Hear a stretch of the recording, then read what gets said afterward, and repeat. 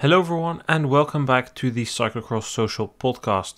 Quiet week in terms of cyclocross, just two races, the Charm City Cyclocross rounds 5 and 6 of the USCX series, the penultimate weekend, but there was also the Road World Championships, so we will be discussing both. Issam, thank you once again for being here.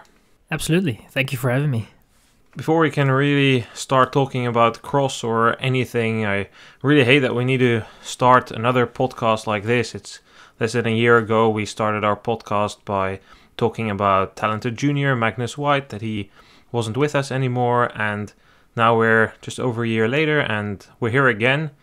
Muriel Furer, a talented young rider from Switzerland, second at the Cyclocross National Championships this year, also second at the Swiss Road Race and Time Trial Championships, fifth at the European Championships mountain bike, crashed in the junior women's race, and the report suggests she's there for hours in the forest and takes super long for her to be found, to be noticed missing, taken to the hospital.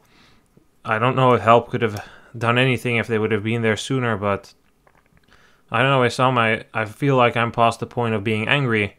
I'm just at the point of being extremely disappointed in the UCI, in just all institutions that always talk big after these accidents. We need to change, we need to make things safer. But then ultimately, once the public slowly forgets about the incident, they just don't do anything, and here we are. Like, what changed after that crash of Fabio Jakobsen and Dylan Groenewegen in Poland? What changed after Gino Mader died in a ravine last year? What will change now? Like, I want to be angry, but I'm just disappointed and kind of without hope, because I don't see it feasible that something will happen this time. Yeah, obviously it was a very sad moment, a message that we received when we got the confirmation, and we have seen this, in my opinion, a little too many times. That, you know, especially if you hear the reports as well, which some are confirmed, some are still somewhat in the blue, and we have to wait a little bit for what eventually the investigation will tell us. But it's definitely not a good look for the organizers and how that played out. You just hope that something like that at least get used in a way that it would improve the sport, and we have seen so far in the past that hasn't been the case so often. I mean, obviously cycling has come a long way with safety, and there have definitely been moments in which things have changed, you know, the mandate for helmets and all that kind of stuff. So there is definitely somewhat of a push for safety, and I sincerely think that no one really wants something like this to happen. But you hear the way it happens, and I think something that really was showcased was, which we have seen in even the bigger races, is when something happens, the organizers are not most of the time aware of a crash or whatever. They, you know, it's a bystander, people that are pointing at a certain place, or, you know, that helps pointing out if there is an accident and if help is needed. And especially in a junior race or something like that, it's obviously, you know, that there is not going to be that many spectators at certain places, and we just have to hope that something feasible comes out of this, and that wouldn't even get close to making this something good out of it, because, you know, someone was lost in that accident, and obviously the thoughts are with the ones, her loved ones, and the ones that were around her, you know, close, in terms of like the trainers and everyone that was involved. And it's just, you know, it's just a very sad event. You make a somewhat decent point there about the helmets. Like, obviously, like in the long term, things have changed, but where is that UCI that was pushing for the helmet mandate when the riders were against it? Like, after Kulyev died, the UCI said, okay, enough is enough. We have this rule, we tried to implement it, too bad now. We're implementing it, we're not going to take any rider protests, that's it. But after that, in the last 10, 15 years, there's not that same proactiveness regarding safety. It's sometimes the same mistakes are made, like in terms of broadcasting. that crash of Groenewegen, Jacobs played many times on TV. When Wouter Wijnand died in the Giro, that was broadcasted live on TV, that they were cutting off his helmet and stuff. Those mistakes are still made, but regarding to the rest, like, it's this reactionary policy. Oh, Gino Madère dies. Maybe we should start thinking about securing downhills better, especially if there's ravines next to them. Oh, there's a rider now who's not found for a long time, which has been confirmed by the police by now. Maybe we should start thinking about trackers. Like, this reactionary type of policy is not effective. You need to be proactive, and the UCI does a big deal in talking about rider behavior. Rider behavior is an important factor in safety, and yes, you should be able to talk about that. But Lapartient, just 2 days after this, giving a press conference and saying, 50% of the crashes or more are the fault of the riders. They just like to point at each other. And as long as you're pointing at each other, nothing will change. Because by saying 50% or maybe a bit more of the crashes are caused by riders, he's also admitting that 50% are not caused by riders, and then he should be doing the utmost he can to prevent those 50% from crashes from happening.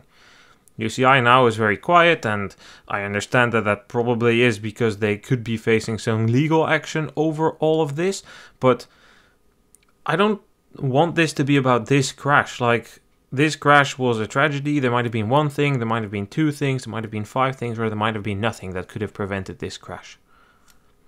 It doesn't matter. In general, safety should be taken more serious. The worst thing that can happen now is that they label this a freak accident, and then everybody can look away. There needs to be proactive policy, reasoning from the way, okay, where are we now? Where do we want to be? We can't prevent all crashes, but we can try and bring the number of crashes or injuries or fatal injuries down as much as possible. That's not a reason to not do something. You need to be able to willing, like, systematic reform. That should be your key. Where are we now? Where do we want to be? It costs money. How are we going to find this money? Can the teams help? Can the UCI help? What can we do together to fix all of this instead of only from the UCI focusing about, rider behavior. Let's make this yellow card system, but then also implement it like clowns so it's not serious anymore. I definitely agree with that on the part that the UCI has to step up their game and be more proactive in the sense that they lay back a little bit too much and wait for things to unfold and then come with some suggestions. But I think that we shouldn't be shouldn't come to that far to such an accident and then be like, okay, well, we need to change something. Safety is very important. Put it on the top page of the agenda, which I think it should be on the top page all the time, and it not only some symbolic kind of talk in which they are we support the safety and we want the riders to have a safer environment to be in, but how many times have we had the discussions about the motorbikes? Not a lot has changed since the talks, I don't know, which was 3 years ago or something, but they always have been, to be honest, with the motorbikes, but we haven't seen that much changes. There were some suggestions of having less bikes, but it doesn't really look like that from where I'm looking at the races. And I don't think that much has changed, to be honest. Protocols probably, but not more than that. And if you look, for example, in motorsports, which I've seen, and how the safety measurements are there, and how they try to be innovative in certain cases. I think that obviously they also had their flaws, especially at the start of their sport, but the way they have kind of changed that in the sense, and how they are trying to pick up feedback from riders and really try to have a proactive stance in terms of safety measurements, and also the flexibility in a way. I think that there is something to look out for from the UCI standpoint, and maybe they can pick a thing or two from there. And it's not only motorsports. I think there are several sports that do it well. There are also a lot of sports that think that safety is a gift almost. But I think for cycling, for UCI, and I think also for the riders. I think the riders, they have a voice, and if they are loud enough, I don't think that the UCI can ignore that. But we shouldn't be blaming the riders. To be honest, I think the biggest problem at the moment is the UCI itself. Yeah, I feel like the riders did their part in speaking out about it. Van der Poel gave an interview to the NOS also saying like the problem is that we only really talk about it when something happens, and there are many things here. Like obviously, as I said, we can't ignore rider behavior, but in this case, it's irrelevant to this crash. And in many cases, the fatal crashes don't happen because of dangerous riding.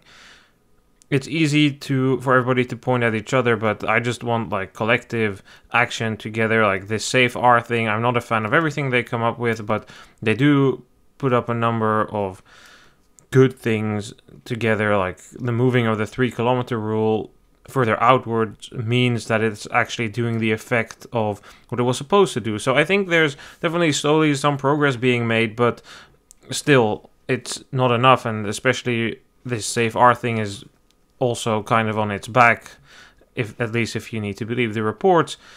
And if you then listen to the UCI Congress, which I did because we're going to talk about some things that came from there in a bit later, then they pride themselves about safety and SAFAR and whatnot, but the reality is I don't really think that it's at the top of their priority list, as you said, Issam. So let's now make the switch and start talking about the 2 cyclocross races of this weekend. We had the Charm City races, day 1 and day 2. Let's start with the women's races. Issam, we said it before, Manon Bakker, she will improve as we move on to the season, and it turns out we were right. On Saturday she finished second, but on Sunday, when it was a bit slicker, she narrowly lost the sprint for the win. Clausel really took it with a bike jump. I saw some pictures and videos from that on the USCX Instagram. That was a very close finish. Bakker, yeah, we kind of don't need to repeat it too much, but really nothing to worry about for her. It's September, season is long. We know she's best in November, December onwards, harder type of courses. Knowing that, I definitely think that was a very good weekend from her side, and especially being able to, battle for the win with a Clausel, who definitely is a protagonist for top 10s in the coming of this season. I definitely think that for Bakker, it's a very good start of her season. She's getting better and better, and it looks very good. And question is, of course, how she will be dealing with when she comes back to Europe and how those races will go. But as you said, we have already talked about that she is someone that grows into the season, and if these races are showing us what could happen, I think it's looking very good for her. Few other finds from this weekend. Sydney McGill didn't seem to have her best weekend. She finished 5th on Saturday and 4th on Sunday. That is slightly below where she has been before. Before this weekend, she had 3 second places and a 3rd place. Then Caroline Mani. Issam, she took a 3rd place on Saturday. On Sunday, she unfortunately didn't finish. There was apparently some incident in the first lap, I think. At least that's what the live timing suggested. What do you make of the fact that Mani is still up there, whereas Raylin Nuss, who until 2 seasons ago was also up there, she was fighting for podiums, top 5s in these races, has slipped back. She was 6th and 9th this weekend, and we can't say that's really below where she's been this season. The past weekend she took 2 6th places and 2 8th places. You said it all there, to be honest. I think it's, for Nuss, there hasn't really been an up after the downs, and I think that is a bit worrying. I think for Mani, it's I would be proud if it was 37 and still rocking at the front there. So I think for her it's great results, and she's been able to be at the front and fight her way through podiums and top 5s, and I think that's awesome to see. But for someone like Nuss, it really seems like she is struggling, and I don't know what it is. I don't think that age plays a role, to be honest. It just doesn't really look good, and I'm talking now about how it looked last season and the results from last season, but this season didn't really start great either. And as you said, it's kind of becoming a pattern, and when it becomes a pattern, it's very difficult to get out of, and just gotta hope that it comes and work very hard. And hopefully it comes for Nuss and she will be able to get some better results. But I don't see that sign, and when you don't see that, it's difficult to find it somewhere. I do think that for Nuss, age plays a significant role here. She's turning 33 in January, and if you just look at the results, she's being passed by younger riders like Lauren Zerner and Mia Asseltine. These are U23s, and Nuss is not an age that we can expect her to improve that much anymore. Like, maybe her form is just stagnated and this is her level, but the others have improved. Maybe she's slightly declining, but I think that's more of the case. And these U23s, they are possibly going to fill in an existing age gap. Like, if you look at the top 10 from the Americans, there's like no riders aged 25 to 30. If these U23 stay in the sport, then they can fill such an age gap. Of course, the question is, can they? Is there a feasible future for them to do so financially? But that remains to be seen. I just think that for Nuss, things aren't going to get better. Final find regarding the women's race I had was Magali Rochette, also inconsistent, very bad on first day, finishing 7th behind Raylin Nuss actually, but recovering well to 3rd place on the second day. I think she's still having some effects of that illness which she had 2 weeks ago. I also still want to say, I forgot to mention this earlier, the course on the Saturday was quite atrocious. Not the layout, that was great, I like Charm City, but the conditions were, in my opinion, some of the worst you can race in, because you have rain in the morning, it dries out in the afternoon, so the course is completely wrecked by all the masters. It's not muddy, it's quite dry, but it just drains the legs so much. This grass is all like stretched, feeling probably a bit dead. Like, that's not great to ride, and it drains the legs so much. Some of the worst riding I've done is in conditions like that. But on the men's ride side, they had racing to do on those conditions. It was Andrew Strohmeyer taking the win on the first day. He was taking on Eric Brunner, who won the second day. It was his first weekend back racing for Comp Edge this season, but Scott Funston was also in the mix. I'm not super surprised to see Strohmeyer struggle on the day that things are a bit more slick on the course. Issam, your take on all of that?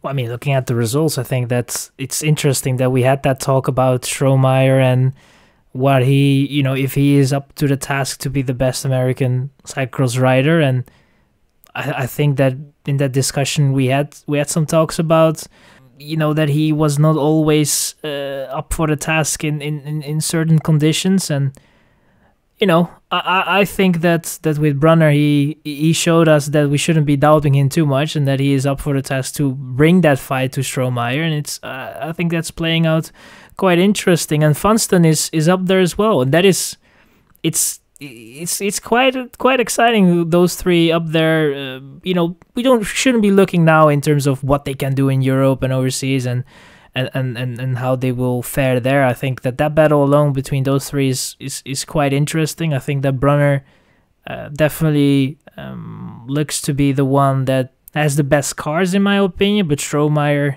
has the youth behind him a little bit more. It's interesting to see that those three are able to push themselves, and I think it's necessary that they have some sort of a battle between the three of them. And I think that despite the fact that obviously we see a pattern of Strohmeyer at the moment being the better and Brunner coming in immediately with a win as well, I think that it is obviously the patterns are there, but it's still interesting that they're able to push themselves, and I think that's key to become better. So I look at those three as a very interesting battle, and going towards the nationals, but there's still a weekend to go. But I think with the nationals coming up as well later on, I think that will be an interesting group to look to and see what they can do in terms of podium fights. Well, first the Pan American Championships, of course, and yeah, that's good that we have that battle. I fully agree with you there. I think it's also worth mentioning that there's different dynamics coming into this weekend. Brunner is fit but lacks race rhythm. Strohmeyer is probably feeling a bit tired but has that race rhythm now. So you see two different things, and I'm not that surprised that then Strohmeyer struggles a bit more on the day that the course is a bit more slick, a bit more slippery, a bit more sliding. Strohmeyer is really good on fast courses, but I still think he struggles a bit too much when the course gets slippery, when it's time to run the bike. I feel like that's where he struggles a bit more, although he has seemingly, at least from what I recall last year in the USCX series, improved that compared to before. I think if I look at the rest of the results, Marcus Shelton had another good weekend. He finished 5th and 4th, but I would like to discuss another rider, Miles Maddern Issam, a first-year U23. He finished 3rd in Englewood. We covered that. His Rochester weekend, we also covered that. That was not the greatest. He was fighting for a good placement on day 1, but then had an issue. Now everything comes together here. Charm City, day 1, 10th place. Then on the second day, he had a 6th place finish. Very promising for the first-year U23. And we can kind of say the same thing as what we did with Henry Coote last week. It's promising for the Americans that they have these first-year U23s that are at least able to already be so competitive in these races. We don't know what they will do in Europe. Maybe the results from last year suggest that they won't break any stars there, but at least their domestic scene is getting stronger and stronger, which can only help them. Yeah, absolutely. And I don't think they have to look that much to Europe. Obviously, it's a benchmark. But I think for them, these are results that also matter in a way, and especially if you want to have a pro career, I think that the American results also matter, and how you're racing in races like the USCX series. I think that those races also matter. So I think it's encouraging to see those guys being able to bring that fight up and being able to mix themselves within the top 10 and 5, and it's interesting. It's really interesting to see, and I think that for those guys, it's basically just trying to get more and more of those results, and from there you will grow. And yeah, in terms of Belgium, or at least Europe and the races there, I think that of course, it's an experience of itself, but you shouldn't put too much pressure. They shouldn't put too much pressure on themselves, to be honest, with those races, because it's just a learning curve, and time will tell how that battle will play out. But I think for now, especially with also 6th place this weekend, I think that's an awesome result, a hats off result, and something that you should be very proud of and take with you, really, and try to have more of those moments and more of those results. Let's move on to the next talking point on our agenda. At the Road World Championships, the UCI holds a yearly congress, and they awarded the Cyclocross World Championships for 2028 to Hoogerheide and 2030 to Namur. The 2029 World Championships were also supposed to be awarded, but they were not. My understanding is because there has been no proper candidature for that year. Hoogerheide and Namur were both the only the only venues to bid for the 2028 and 2030 World Championships respectively. Issam, there's been a lot of excitement about these two modern classics getting awarded the right to organize the World Championships. What is your thought on that?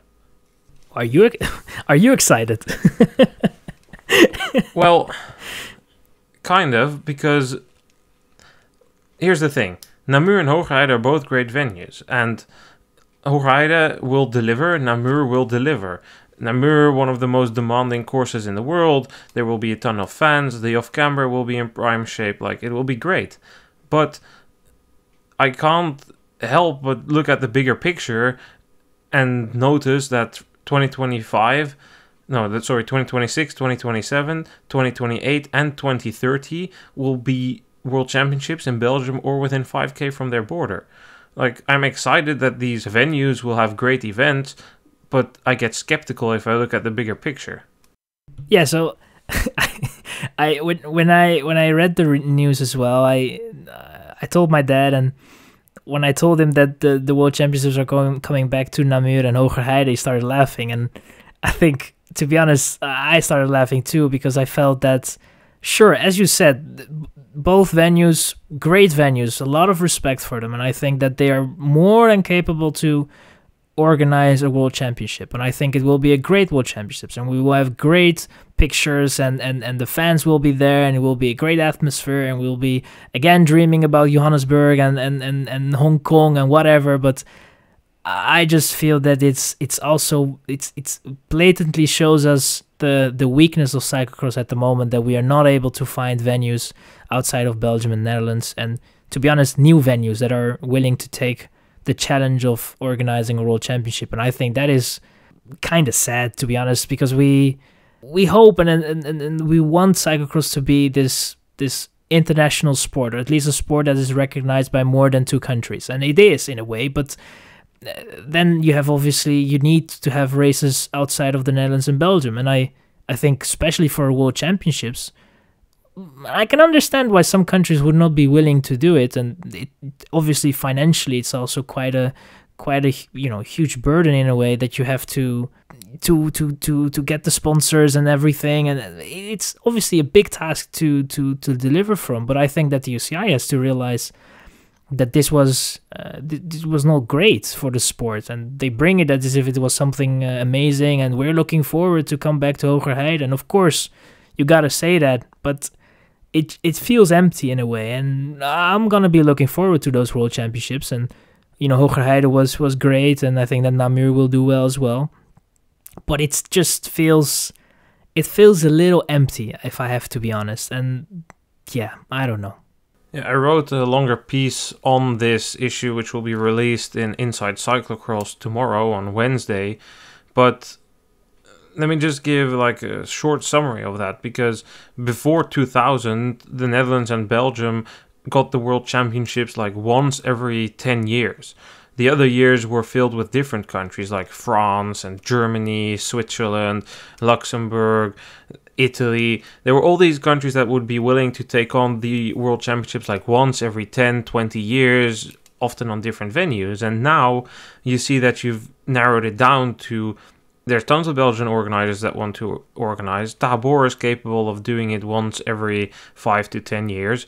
You have Hogerheide and you have Hulst, and then you have the old French race. But we can't really say that the French have organized many World Championships. It's the first time in over 20 years we go. The last time the French held the World Championships was in 2004. That was in Pontchâteau when Bart Wellens won the world title and his dad was climbing into a tree, which then nearly cracked. It's been a long time, and after 2000, you saw, between 2000 and 2020, Netherlands and Belgium hosted 9 out of 20. That was already a sign.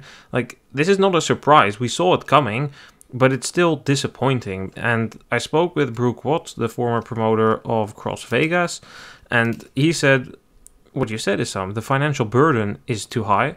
The bid fee is excessive for any organizing nation besides the Netherlands or Belgium. Several sponsor categories that can net serious income are locked out by the UCI. You become dependent on tourism funds. Outside of the Netherlands and Belgium, you're unlikely to attract these.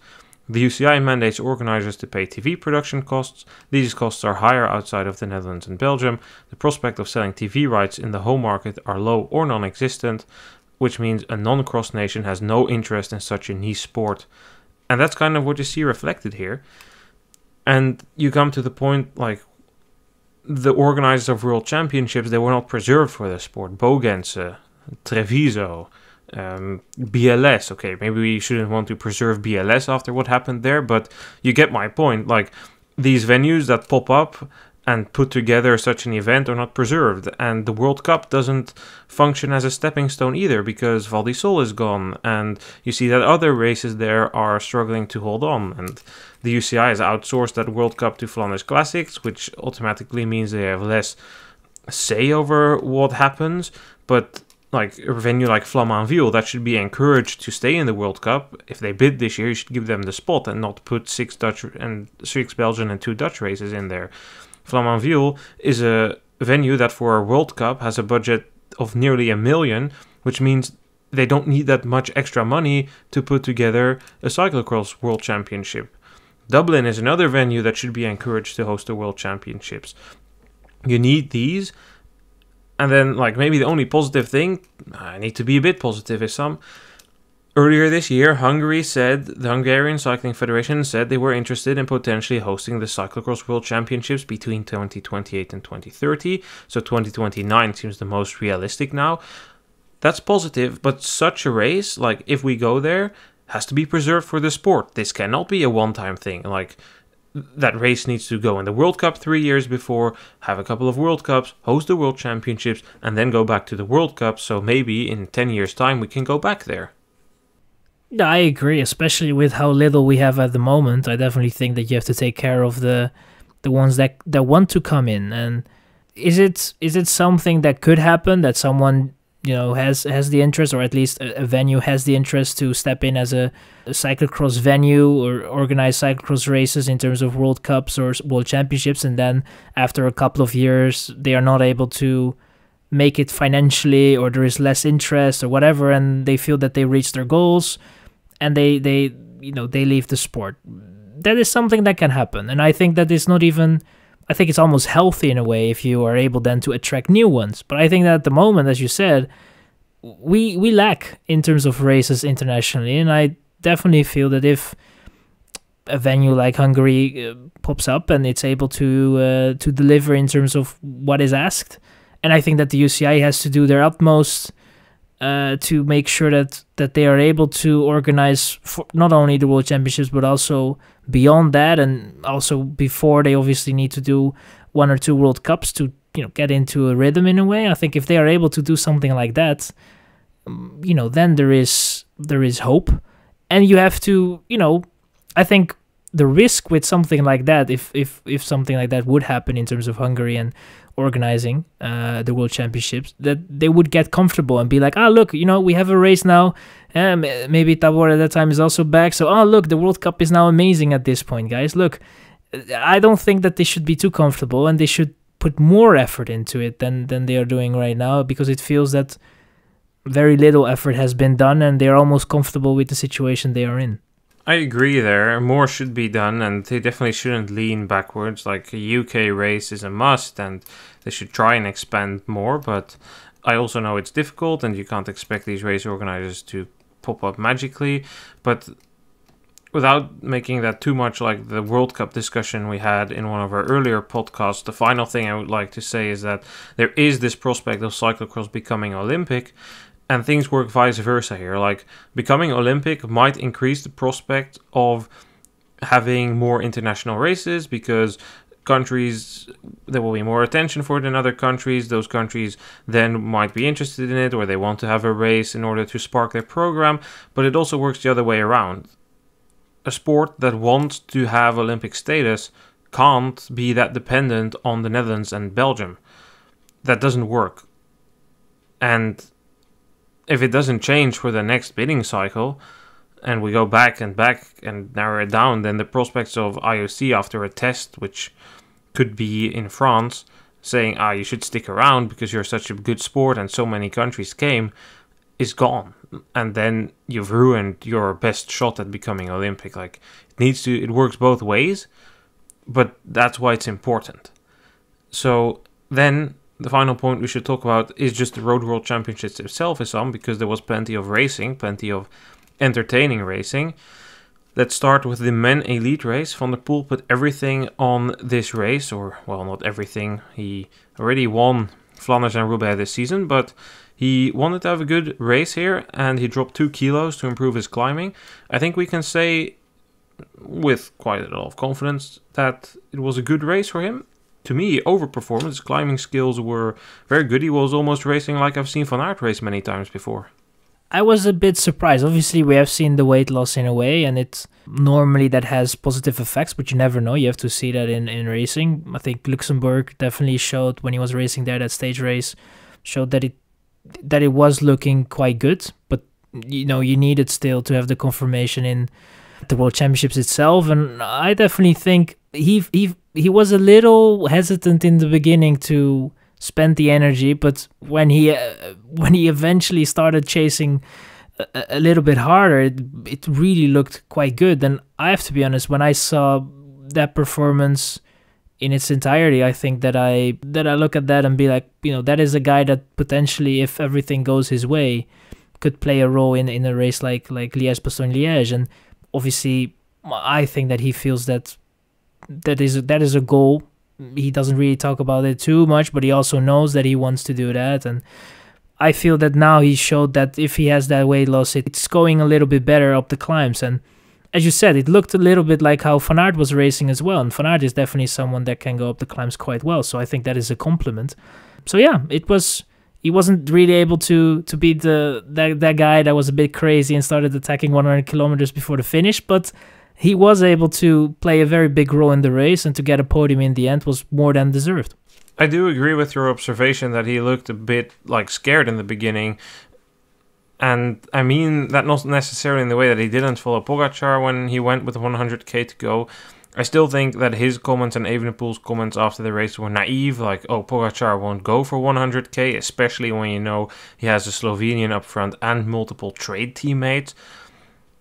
To me, that really took away the suspense from the race, but you could see Van der Poel, like when the Belgians were chasing, Van der Poel was holding the Dutch in reserve. Like Mollema, he kept rolling attacks instead of forming a chase. Kelderman was up there, was also not put to the chase. And I think at some point there was also another Dutch rider still up there. I'm not really sure who that would have been. But apart from when Hole was chasing, they were quite conservative. And on this course, I feel if there had been more of an orchestrated chase, there could have been a chance to catch Pogačar. But, well, obviously that wasn't the case, and Evenepoel didn't have the best day. But at the end of the race, you saw Van der Poel, in a situation that Van Aert has been in so many times. That's what I wanted to say. He's in a group, he's the only sprinter-ish rider between a bunch of climbers and punchers. Like, I mean, he's in a group with Enric Mas, Remco Evenepoel and Mark Hirschi. So, of course, nobody's going to work with him. They're all scared for his sprint, and he needs to close every single move. And then the one time he doesn't react, Ben O'Connor gets to ride to silver. That was quite funny, because Van Aert has been in that situation so many times. But I feel like bronze was really the maximum achievable for him. Somebody who didn't get the maximum achievable was Marianne Vos the day before. I still can't get over what I watched in that race, Issam. Vos, 8-time Cyclocross World Champion. She is a 3-time Road World Champion. She could have won her fourth Road World title here, the first one in 11 years. The Netherlands does all types of stuff. They mess up so many things. By luck, they still get in a perfect situation. Vos is up the road with Rianne Marcus. Also in that group are Ruby Roseman Gannon, and the fourth rider up there was Justine Gekire. Vos should always win that sprint. You're with two. It's what can go wrong. Of course, the Dutch are for some reason still chasing in the peloton. Then they get the sign to sit up. A minute's lead. And Vos just gets screwed over by Vollering, who only was thinking about her own chances here. Wanted to win so badly in the country where she lives that she forgot that Vos could become world champion here. It's one of the most bizarre races I've seen in a long, long time. Maybe even ever. No, I don't think she forgot, to be honest, because afterwards she was very clear that she didn't like the situation that she was in. So for Vos, I think that was quite frustrating, and I feel that the way she handled it afterwards in the interviews and everything, I think that she was, the champion she is, didn't really try to have a dig or whatever, and maybe she was also a little bit too tired to go into that, but I feel that was a missed opportunity, to be honest. As you said, that was a situation. Obviously, you have to get over those climbs, and even if the Dutch weren't chasing when they were away, I think that gap would have been 2 minutes or something. And I feel then at that point the race was completely gone. Even if they would attack from behind, they probably would not have been able, or she would have at least been able to be in the final and fight it out and have that sprint. And we have seen it in the Olympics that if she sprints, she is still very fast, and you're not going to beat her that easily. And yeah, that was a bit of a shame to see, and it would have been a great crowning on already a illustrious career, but it wasn't meant to be. And for the Netherlands, it wasn't meant to be even on the podium. Kopecky won it, and I think that Kopecky is also a champion that is very worthy of wearing the rainbow jersey. After this race, the Netherlands didn't deserve a medal. Just so many things went wrong, and it was just a joke all together. I read in a reconstruction that they made like 2 points alongside the course where staff members would give signals if they should pace or not, but it seemed like they were so focused on that they just forgot to use their brains, because only when they passed like the feed zone after the start finish they stopped chasing behind Vos. Like, that gap could have easily been much bigger. Like, you don't need somebody alongside there to tell Bredevold not to chase that group. There's Dutch riders in that bunch that should tell her, hey, don't do that. But yeah, it was really a hot mess in that Dutch team, and man, just to be a fly on the wall in that debrief. Actually, I don't know how heated that debrief would have been. It kind of seems like the typical point of, if you have so many star riders on a team, like, it always goes wrong. And because there's no rider like Van Vleuten or Van der Breggen who's so far above the rest that they can just do whatever and get away with it, things go wrong. So it was still a very fun race to watch. In the elite results, Blanca Vash ended 10th. I thought that was another decent result by her. I was a bit worried. She dropped quite early, I think in the penultimate lap or the final lap, but managed to get in that group and sprint to a 10th place. That was the same group as Puk Pietersen was in. Pietersen had a mechanical earlier in the race, Issam, but then she came into the race again. I don't really remember who brought her back or if she did it herself, but she came back, and then she ended up in the second group on the road, we should call it. It was the third finishing group, but it was second group on the road for most of the final. She sprints to 13th in the elite result, but because of the weird race within the race, Pietersen took the U23 world title. Any thoughts? Well, apart from the fact that it's a bit weird that you have to do the under 23 with the elites, I think it was a very solid effort in the end, and she got crowned with that under 23 title. So, you know, I think that it was a very good race from her. It was a bit too hard for the rider she is. I think she's still, she has shown great prospect, but there is still that gap between her and the very best. There is so much to build on for her in terms of what she can become on the road, I feel. Some of it experience, but definitely, it's very promising. And I think it will help her in terms of cyclocross as well, becoming better on the road, I feel. So, it's a very solid effort. But the question is he going to race more, or is it done? No. Is it over? No. It's not. Bro, Gravel Worlds are next week. What do you think? I forgot about those. Of course it's not done. It's never over. I'm waiting for that announcement. Puk Pietersen to race European Championship Cyclocross. Well, yeah. It could be. But, I just hope that in the future, at least for the remainder of the season, they are going to be a bit more careful, and especially going into the cyclocross season as well.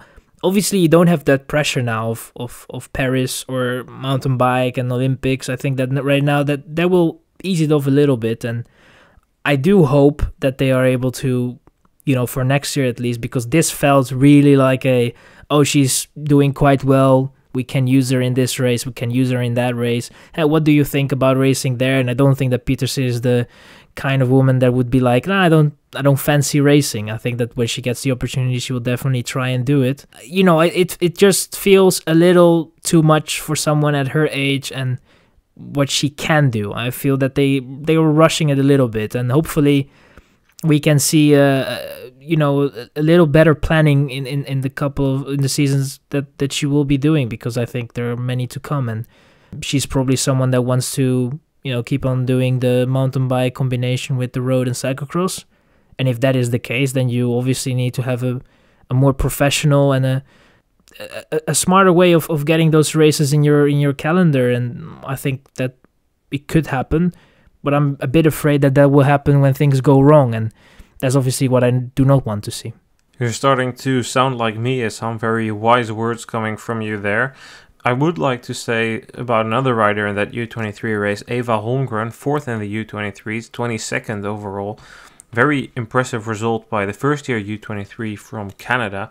Next year, when the U23 get their own race, I think she should automatically be one of the favorites. I must say I didn't really expect a result as good as this. Her road season has not been that special. I did see that she got 9th in that German pro race where Kat Ferguson finished 7th. nevertheless, it was a great performance by her. The weather conditions were also more like cyclocross. It was cold, torrential rain all day that made the race extra hard. Maybe that was what made it just a tad too hard for Pieterse. But Issam, I know you still wanted to say something about the stuff after the finish. Yeah. This is something, by the way, that is playing since I think last cyclocross season. It really popped up, but I probably had it for a while, and it was about the fact that the riders after the race, and especially the women's race that I really got that I witnessed in a way, it was that you saw all these riders after with the podium ceremony and the post race interviews. They were all shivering, they were all shaking, they were all fighting the cold, and I was like, when you get the team clothing and all that, you get a jacket. It's not forbidden to wear a jacket when you're done with your race, and I don't understand that. You have raced, when you were younger and you're still training and you're still doing your things on the bike. I have been doing my running, and when it was raining and you're done with your effort, the first thing that your parents do, or your trainer or whoever, is getting that warm jacket over, and you're like, oh, finally I have something to, and then you change your clothes or whatever, you go to the changing room, you shower or whatever, change the clothes, and then you go, and if you don't even have the facility to do that, you have that jacket on, and you at least are not fighting the cold. But it's so weird to see that a sport where, the smallest of details are being changed and altered, and we are trying to find the smallest margins, and something like that, which is so important for the well-being of the riders, is so neglected. And it's like, I don't understand. It's a frustration. I see it in cyclocross as well, where they are just wearing these thin jackets after a race, and you see them shivering, and it's like, yes, no wonder you're shivering, you need a jacket on, come on. It's obvious. So yeah, it was a frustration that I have, and you know that frustration very well. And well, yeah, because in other winter sports they don't do that. In biathlon, exactly, like they don't give you like the warm vest. No, they give you like a full-on winter jacket, especially if you're in atrocious weather conditions like here in Zurich. Or I'm just thinking that one race in Namur where we saw Iserbyt being carried away, like. Then why are you just sitting in this tent, which is not that warm? I've been in those tents before. They are not warm. There's a tub of warm water, and that's about everything. Like, it's not that crazy to put on a proper jacket. And okay, I get maybe on the podium they want you to wear like all the sponsors and the kit, but you can take it off for the podium ceremony. But if you're Demi Vollering and you're in the mixed zone giving interviews, you can wear something proper right there, or you can wear it between, or you just take it off when you're appearing on TV again. But it at least helps you stay a bit warm, because the women elite were not the only category that raced in atrocious weather conditions. The men U23, they might have had the worst. I don't know. It all seemed quite bad actually, except from the men elite race. But in the men under 23 race, we had a long solo of Jan Christen. He took off quite early, I think with like 40k to go or something, maybe even more, but got caught in the final lap. He finished 4th in the end after a 3rd place in the TT. It was a very entertaining race. Former cyclocross riders Joseph Blackmore and Isaac Del Toro finished 5th and 6th. And the current U23 cyclocross world champion Tibor Del Grosso placed 8th. I don't really think there's all too much to discuss here, so I would rather, seeing we're nearing the hour mark in 10 minutes, move on to the woman junior. Kat Ferguson, standout performer of the week, Issam. Not really super surprising, but TT world champion in dominant fashion, controlled sprint victory in the road race in which they sprinted with 3 riders for the top 10. She can be very happy, of course, with those 2 world titles, and she talked a bit in that interview about the struggles she went through, because as her first year she also wanted to win world titles, but she came short at so many occasions, not for the least when you spoke her in Tabor. Oh yeah, that was that was a very emotional moment in Tabor when she was just not able to get that victory, and the disappointment was huge, and she turned that around. She was able to bounce back, as she said that she was going to try to do. She wanted to have those championships, win those championships, and she was able to do that. As you said, the time trial was, that was a great time trial, and in terms of the race itself, very controlled, able to get to the sprint, and able to beat the two that were with her. And I think that is a talented young lady, and someone that is, you cannot really say that at this age, but obviously I feel that is someone that we will see more at the front of the women's category in the future, especially on the road, because she has a lot of talent, and it's just, it's great to see that she was able to pull it off. And now I would say, the World Championships in cyclocross is still something that has to happen. So we'll see when that will when that will be feasible. Well, she's already said that she will start a cyclocross season in December, and obviously she needs to work on her technical skills a lot for cross, but if she does in a similar way like Zoe Backstedt, she can win the world title.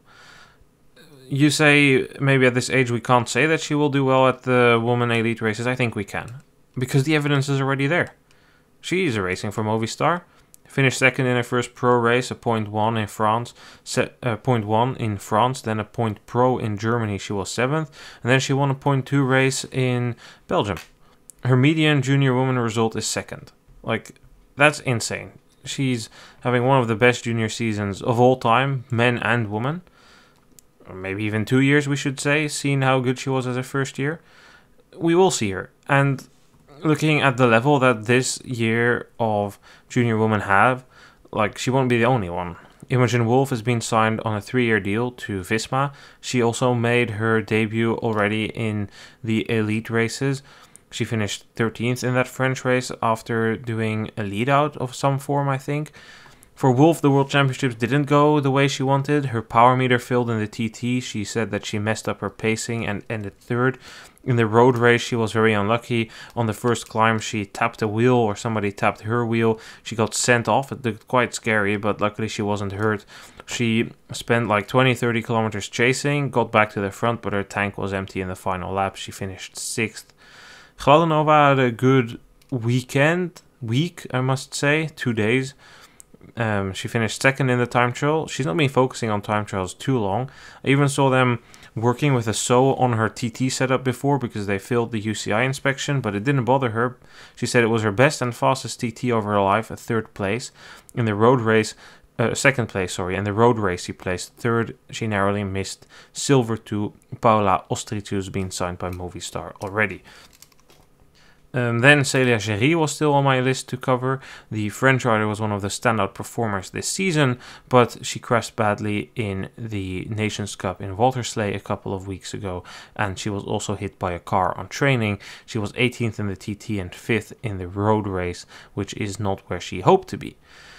Finally, the men junior race. I can be very short. I don't think we need to discuss much there. Issam. Seb Grindley took a silver medal in the road race. We saw many riders blowing up. Senna Romein took bronze there. Romein is signed with Alpecin. He refused a contract at Visma because they wanted him to drop cyclocross. Then a rider who, this is probably the last time we're going to consider him as a cyclocross rider, Albert Weerten Philipsen. He has said he will be focusing on mountain bike and road in the future, but the Danish rider, he was kind of underwhelming in the TT. In the road race, he looked on course to prolong his world title, but he crashed in a downhill when he was in a leading group of 2 and didn't finish the race. I think that's a fairly good recap. We've just about kept it under the hour. Issam, thank you. Plenty to cover. Lots of different topics, but hopefully a nice roundup. We have one more roundup coming next week, and then we'll come in with a more than weekly podcast, just the race-specific podcast, because then the Exact Cross and Beringen starts, and before we know, we're rolling towards the European Championships in the month of October. Absolutely. Then it will be the Saturdays and the Sundays packed with recording and editing and posting of and then for the listeners, obviously they're going to be able to listen a little bit more often to us. If that is a positive thing or not, I don't know. But obviously it was great being here, and I'm looking forward to those moments and races that we have to cover. Yeah, hopefully they think it's positive because we have many listeners every week, so I think they will be happy that they can listen to us even more often. Thanks again for being here, Issam, and we will be back next week when we cover another weekend of racing. Thanks for listening, and goodbye.